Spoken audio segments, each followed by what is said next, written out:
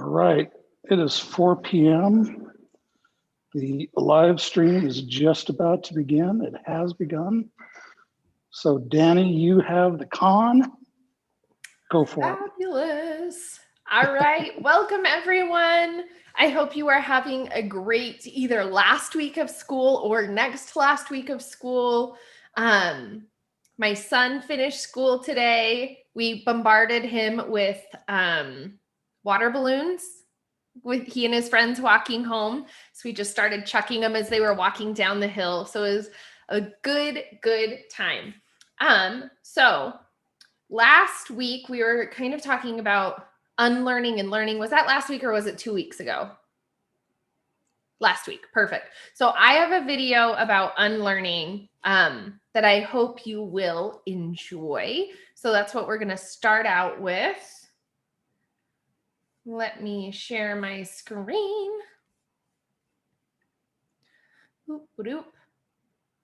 Okay. Oops, wrong screen. Every time. You'd think by like 15 months into a pandemic that we'd all have this figured out, but no. All right, there we go. You should be seeing some adorable fruit and our title slide. And now our video. If you can just give me a thumbs up if you can see the video, okay? Hey, it's me, Dustin. Welcome back to Smarter Every Day. You've heard people say it's just like riding a bike, meaning it's really easy and you can't forget how to do it, right? But I did something. I did something that damaged my mind. It happened on the streets of Amsterdam, and I got really scared, honestly. I can't ride a bike like you can anymore. Before I show you the video of what happened, I need to tell you the backstory. Like many 6-year-olds with a MacGyver mullet, I learned how to ride a bike when I was really young. I had learned a life skill and I was really proud of it. Everything changed though when my friend Barney called me 25 years later. Where I work, the welders are geniuses and they like to play jokes on the engineers. He had a challenge for me. He had built a special bicycle and he wanted me to try to ride it. He had only changed one thing. When you turn the handlebar to the left, the wheel goes to the right. When you turn it to the right, the wheel goes to the left. I thought this would be easy, so I hopped on the bike ready to demonstrate how quickly I could conquer this. And here he is, ladies and gentlemen, Mr. Dustin Sandlin. First attempt riding the bicycle. All right. So the faster I go, the better. Yeah. I couldn't do it.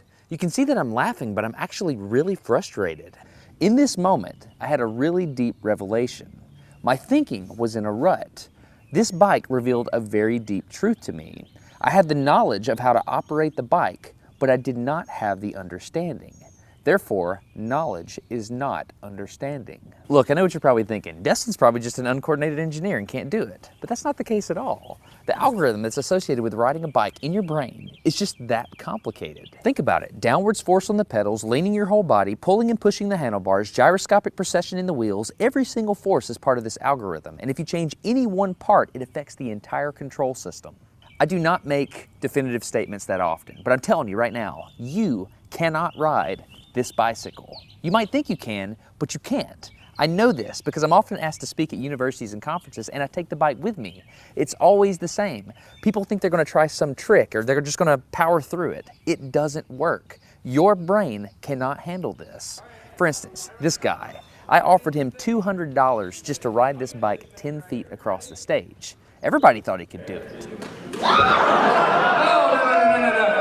No, you didn't understand. You didn't understand. So, this way. Okay. All right, just a second. All right, so, whenever you're ready. Yeah. Wait. No, you have to keep your feet on. Dude, all right, here we go. Wait.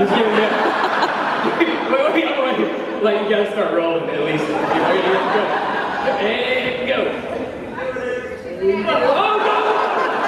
All right, back up. Okay, wait. Keep your feet on the pedal. Go. Go right on.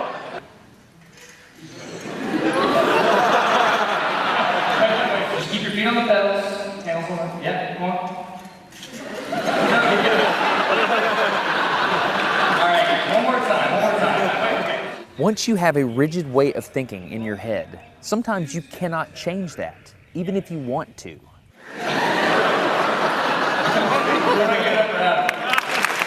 So here's what I did. It was a personal challenge. I stayed out here in this driveway and I practiced about 5 minutes every day. My neighbors made fun of me. I had many wrecks, but after 8 months, this happened. One day I couldn't ride the bike and the next day I could. It was like I could feel some kind of pathway in my brain that was now unlocked. It was really weird though. It's like there's this trail in my brain, but if I wasn't paying close enough attention to it, my brain would easily lose that neural path and jump back onto the old road it was more familiar with. Any small distractions at all, like a cell phone ringing in my pocket, would instantly throw my brain back to the old control algorithm and I would wreck. But at least I could ride it. My son is the closest person to me genetically, and he's been riding a normal bike for 3 years. That's over half his life. I wanted to know how long it would take him to learn how to ride a backwards bike, so I told him if he learned how to ride a backwards bike, he could go with me to Australia and meet a real astronaut. Are you gonna give up? No. Go ahead. This is how it starts. Look at this. This is such a big deal. Get up, you got it. Did you see his brain get it? So in how many weeks have we been doing this? 2 weeks? In 2 weeks, he did something that took me 8 months to do, which demonstrates that a child has more neuroplasticity, am I even saying that right, than an adult. It's clear from this experiment that children have a much more plastic brain than adults. That's why the best time to learn a language is when you're a young child. All right, today's bike log. I can ride smooth, I can ride fast. I'm thinking the experiment is over. Okay, now I'm in Amsterdam, a city that has more bicycles than people. The question is, can I ride a normal bike now? I mean, I've spent all this time unlearning how to ride a bike. If I go back and try to ride a normal one, will my brain mess up? So I've tweeted a Smarter Everyday meetup, if you will, and I'm gonna see if somebody brings a bicycle and I'm gonna try to ride a normal bike. It's backwards, it's backwards. This was one of the most frustrating moments of my life. I had ridden a normal bike since I was 6, but in this moment, I couldn't do it anymore. I had set out to prove that I could free my brain from a cognitive bias. But at this point, I'm pretty sure that all I proved is that I could only redesignate that bias. So what you're not seeing is just a group of people here looking at me, looking at the strange American that can't ride a bike because they think I'm dumb. But I'm actually 2 levels deep into this because I've learned and unlearned. All right. After 20 minutes of making a fool out of myself, suddenly my brain clicked back into the old algorithm. I can't explain it, but it happened in a very specific moment.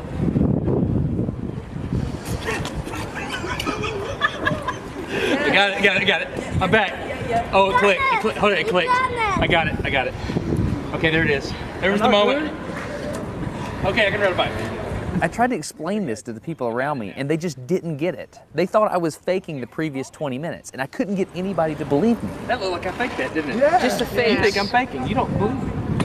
This is so weird. You were like, la, la, la, and it's full. You think I'm lying, don't you? Yeah, I'm not lying. I felt like the only person on the planet who had ever unlearned how to ride a bike, and I couldn't articulate it to anyone because everybody just knew that you can't forget how to ride a bike. So I learned 3 things from this experiment. I learned that welders are often smarter than engineers. I learned that knowledge does not equal understanding. And I learned that truth is truth, no matter what I think about it. So be very careful how you interpret things because you're looking at the world with a bias, whether you think you are or not. I'm Dustin. You're getting smarter every day. Have a good one. Okay, if you want to support Smarter Every Day, you can download a free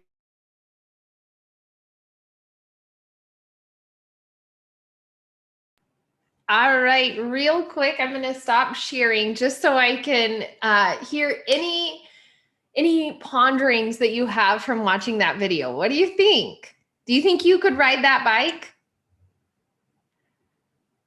No?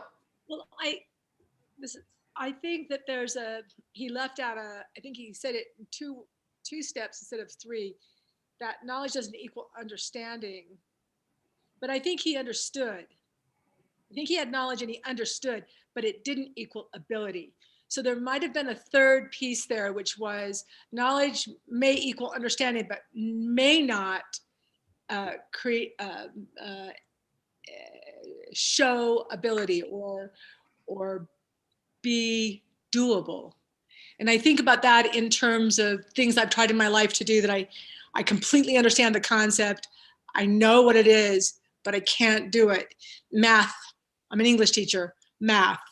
And in fact, having understanding and losing it, like when he was riding the bike and he knew, but he couldn't remember, and then he could. and vice versa when he hadn't, and then he tried and then he did. Math is like that for me, where I have a knowledge, I even have an understanding, but when I try to do the process, I can't. So I think Go ahead, Tony. With ability, given enough resources and enough time, anyone can ride a bike, even a backwards bike. I think Tony needs to ride the backwards bike now. We got to get Tony a backwards bike.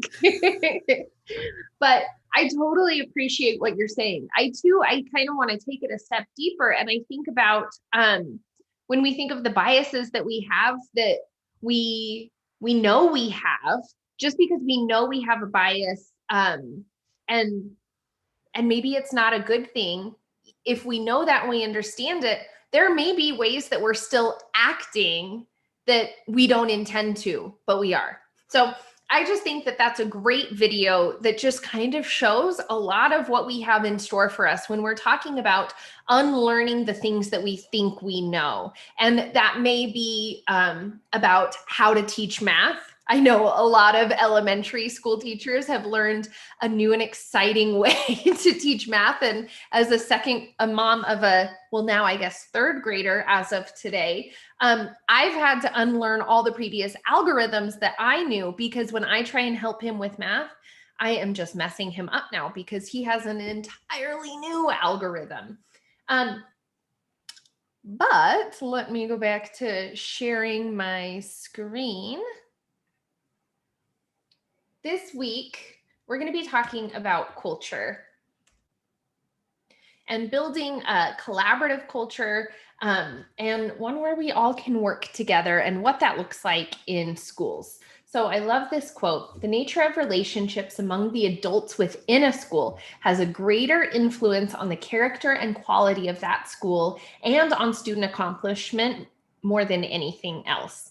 And I think about that a lot. And I want you to think, especially if you've been at different schools that have an entirely different vibe or an entirely different feel, or maybe you've been at the same school, but maybe new leadership has come in and has changed the vibe and the culture of the school. But I think back to two different schools that I was at. And one school prided themselves on being a community school. They had a community food pantry in their school. They provided childcare. They had ESL classes for parents. There would be childcare for the ESL classes for the parents, so they could bring their little kiddos and come learn English. They would teach typing. They had a parent resource center. That school just, the whole purpose was to be there for the community. And they did have a focus on academics, but it was definitely they were more worried about their community and being there for their community than they were what test scores looked like. The same school year, I was an STS at the time, so a tech specialist in schools. I was at another school that it didn't have any kind of vibe like that. It felt like their culture was like, we get 4s on CRT tests. And it was an entirely different experience. So I want you to think about how even just one person, maybe one person coming on your team or leaving your team, can make such a difference in the culture in your hallway or for your grade level, or maybe in your department, whether you're an English teacher, math, science, CTE, what have you. So when we talk about a collaborative culture, what elements are part of a collaborative culture? So you can think of it as the beliefs, the values, the traditions, patterns of behavior, climate, environment, or just this is the way we do things. This is how we go about our business at our school. So for example, at the school that my son attends, they have always had a big Veterans Day celebration. And I feel like that is a big part of their school, is celebrating the veterans in our community, whether they be the grandparents of kids or parents who are returning from being on active duty. They always have a big Veterans Day assembly, and at previous schools that I've been at, there haven't been any kind of celebration on Veterans Day. So that's one example of the culture of my son's school. So I want you to, oops, we're going backwards. There we go. So think about the stakeholders and how they might view your school's culture. So I especially like to think of community members who don't have a kiddo in your school. What do they think about your school? What do they know about your school? And if it's nothing, what does that tell you? And I want you to think about what are the most important cultural challenges in your school in creating a collaborative culture? Is it that we just don't collaborate? We are very much teachers on our own island. We don't have anyone to collaborate with. We're too small. You know, maybe you don't have 3 teachers for every grade level. What do you think are some of the most important, the cultural challenges in creating a collaborative culture at your school? Does anyone want to share? It's okay if you don't want to. You don't want to share a challenge. Okay, think about it. And then what do school leaders need to do in order to enable a culture of collaboration? What do you think? Do you think that a school leader can make a big difference in that? What's something that they could do?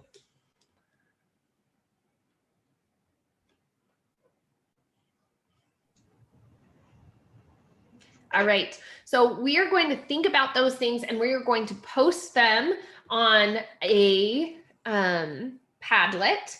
So I'm going to pop into the chat the URL. It is bit.ly/culture collabo.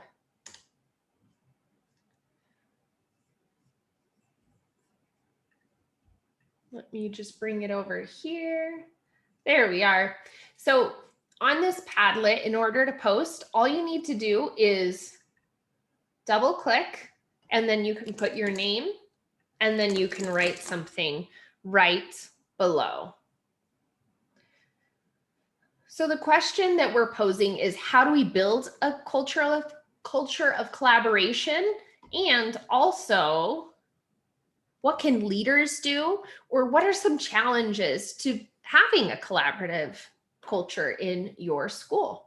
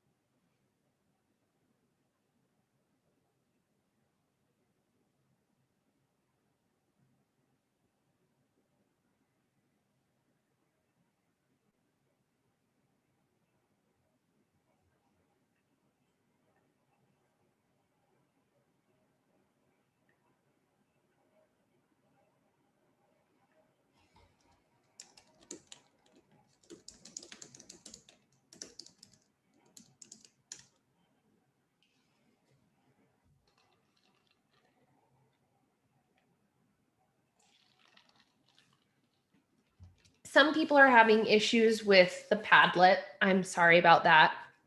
Go ahead and pop it into the chat. That's okay too. I am seeing a lot of great ideas on the Padlet. I think it's interesting. Someone's talking about how they are teaching in an online school and they've never met some of their fellow faculty members in person. And that would be really hard. So I know that a lot of you have been teaching either online or in person or kind of both during this weirdo school year. But I'm still 100% online with my University of Utah students. So I've taught them for 2 semesters and I've never met them in person. And it is so strange going from being a completely in-person teacher to completely online.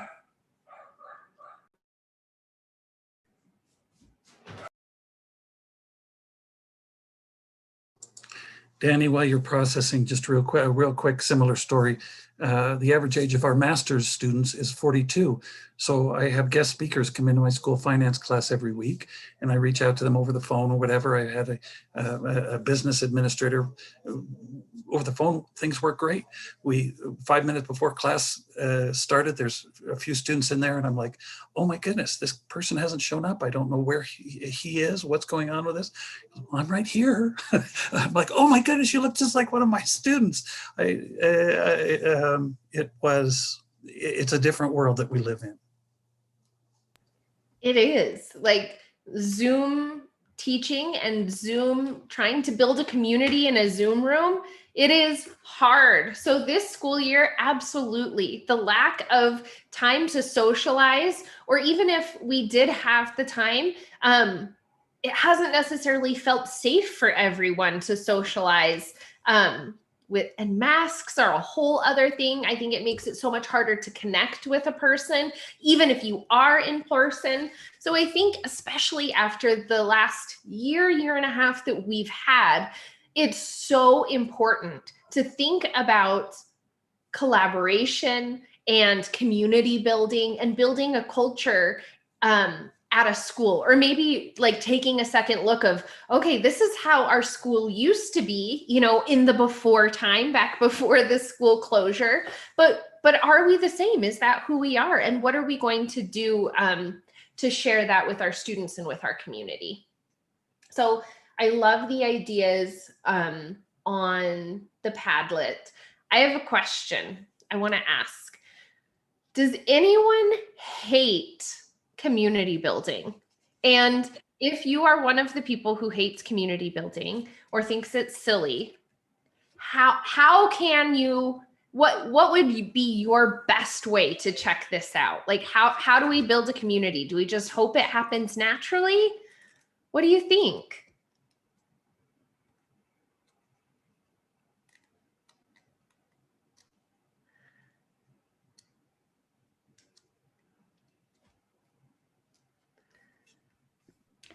Well, I'm one of those that hates icebreakers or some of those like embarrassing things that they make you do, especially like at the beginning of the year. If you have a new principal or a new team or whatever, and they want you to do all these ridiculous things that maybe bring you out of your comfort zone, and you already have a list on your computer like 4 pages long of all the things you have to do before the students get to school that year. And you're like, I don't care. I don't care about anything. Just leave me alone. I've got to get this stuff done. I don't love all that. And I've worked on different icebreakers I can use in my classroom so that my students don't feel that same level of embarrassment / waste of time.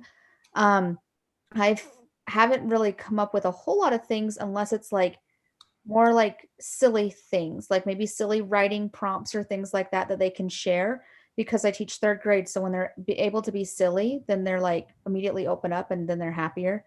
I don't know. But I've found some different games and things like that, but mostly if I just get started in the year and get to know people as I go, it's kind of easier for me, but I'm definitely willing to learn better ideas. No, absolutely. And I love that what you posted on the Padlet about vulnerability.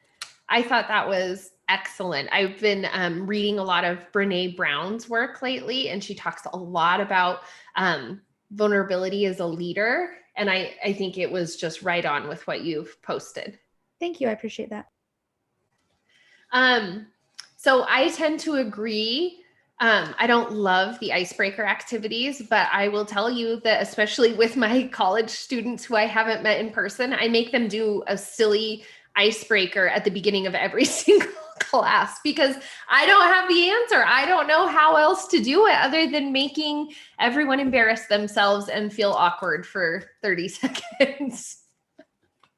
All right.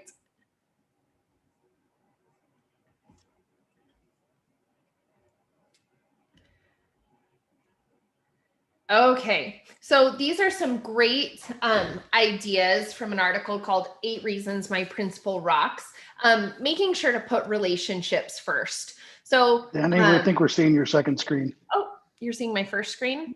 We see Slack, yeah. You guys, someday I'll get it right. Hey, there's Slack. Yay! Okay, so putting relationships first, trusting each other, and sometimes preemptively trusting each other. Sometimes it's just putting it out there before you've built the trust. Fostering a collegial environment. And I think along with that, an environment of sharing where we are sharing what we're doing and what's going well, but even taking it a step further and like going into public practice where we are inviting our colleagues in to watch us do the thing that we're doing and then give us feedback. Talking about our student. Every single kiddo in the building is one of ours. They are our kids. It's not my kids and your kids and what your class did and my class did. They belong to all of us, and we all work so hard for them to be successful and with them to be successful. Creating a shared vision is so important. And I think it's always really telling for me when it's when mission and vision is at the top of our mind and we can say what our school's mission statement is or vision statement. If you're thinking to yourself, I wonder if my school has a vision statement. Like that would be a place that I would check in. that may be a good place for your school to start if it's not something that you can tell me right off the top of your head. I love this one. And I think this is something that especially people in education have gotten better at this year during the pandemic, is putting people's needs at the forefront.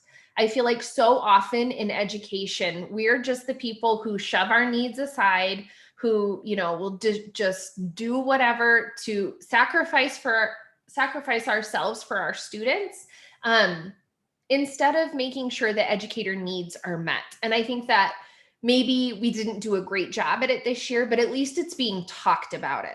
At least they're talking about like how our teachers going to recharge. Our teachers need to recharge. Our students need social emotional learning, and so do our teachers. And then modeling what collaboration looks like. I always like when there's a principal that wants, PLCs to work a certain way and blah, blah, blah, blah, blah, and they have all these great ideas. But they're just throwing all the ideas at their faculty and they're not showing how it works. What does it look like? How does it sound? How does a PLC look? If you haven't seen one modeled, it may not, you may not ever have it actually work for you. Okay. All right. Week 5 assignment, again, building a collaborative culture. So you're going to be talking about in your discussion, the guiding principles for how you operate and work with others. Do you have a go-to way for collaboration to work? Also, look at how you run your classroom. How does group work in your classroom? And why do we exist as a school? What do we want to create? What should school look like to support the needs of others? And then your 2-page reflection this week is on data and privacy. One bit of feedback that I can give, and I don't know about the pieces that you're seeing, but something that I'm seeing in mine, if there's ever one of the 2-page papers that just gets marked down a little bit, for me, it's that You aren't going into what you think of what you're telling me about. So you may be doing a great job, for example, in this week, talking about data and privacy and exactly what your school's policies are. Excellent. I'm glad you know it. I want to know, what do you think of it? What's your analysis of this? Is your school doing enough? Yes. Why? Are they not doing enough?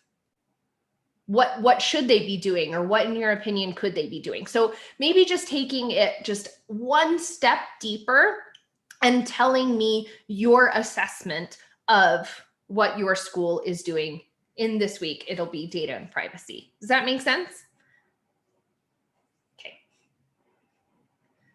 All right. So when we're talking about data and privacy, we're talking a lot about policies and procedures. We're talking about, let's see, FERPA, COPA, SIPA, and probably your school's AUP, is that what it's called? Acceptable Use Agreement. But then taking it a step further and talking about data-informed decision-making. When you're in a faculty meeting, and you're making a decision for the next school year about a curriculum or about a schedule change, I feel like that's something that we're always talking about this time of year, is how are we going to switch the schedule to work for our kids? Are your decisions being guided by data, by what's happening in your school, and not just willy-nilly, we're going to give something a try and see if it sticks? So I think that along with the data and privacy section, using data to guide your decision making is a great place. All right. Questions about this week's data and privacy or collaboration, or a culture of collaboration? If you have questions, you can unmute yourself. I'm just going to show you again the conferences that are coming up. So this is URSA, and you will have these slides so you can click on the links for the registration and schedule. There's the Davis Refresh and Rediscover. Ooh, June 8th and 9th. That's next week, Carol. Exciting. And then, of course, the other learning opportunities. And then there's all of our contact info. Go team.